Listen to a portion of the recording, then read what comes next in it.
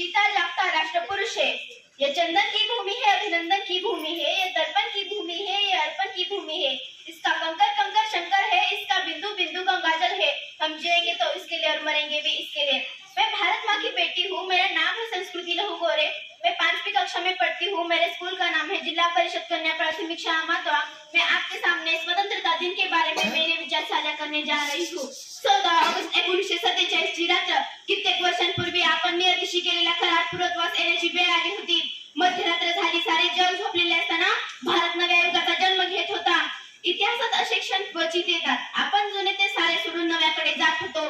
वर्षानुवर्षे पडलेल्या राष्ट्राचा आत्मा मुक्त होत होता आणि अखेर तो क्षण आला। इतिहासाच्या पानावर प्रत्येक भारतीयाच्या मनावर हृदयावर कोरून ठेवावा असा तो क्षण आला आणि भारत माता स्वतंत्र झाली। भारतीय तिरंगा अभिमानाने डोलू लागला। भारत माता की जय, भारत माता की जय, भारत माता की जय। ही गर्जना साऱ्या जगाच्या कंठात बसून गेली। पण हे इतकं सोपं होतं का? हा प्रवास इतका सोपा होता का? नाही, नक्कीच नाही। माझ्या भारत मातेच्या स्वातंत्र्याचा इतिहास म्हणजे आपल्यासाठी पराक्रमाची, अभिमानाची, निशौर्याची गाथा आहे, जी तुम्हा आम्हासाठी ज्वलंत आणि जिवंत अशी प्रेरणा आहे, ती मी तुमच्या समोर मांडणार आहे।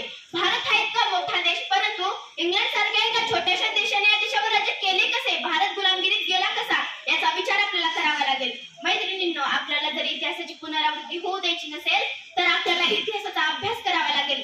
राज्यकर्ते जर देशापेक्षा जास्त स्वतःचा विचार करत असतील तर असे होणारच। ब्रिटिशांनी भारताला गुलाम बनवून ठेवले होते। ते त्यांच्या स्वतःच्या मर्जीने राज्य चालवत होते। ब्रिटिशांनी भारतीय शेतकऱ्यांवर कर लावले होते, त्यामुळे शेतकऱ्यांची खूप वाईट परिस्थिती झाली होती। भारतीय उद्योग नष्ट झाले होते। अशा या परिस्थितीत सुशिक्षित भारताचे सुपुत्र पुढे आले।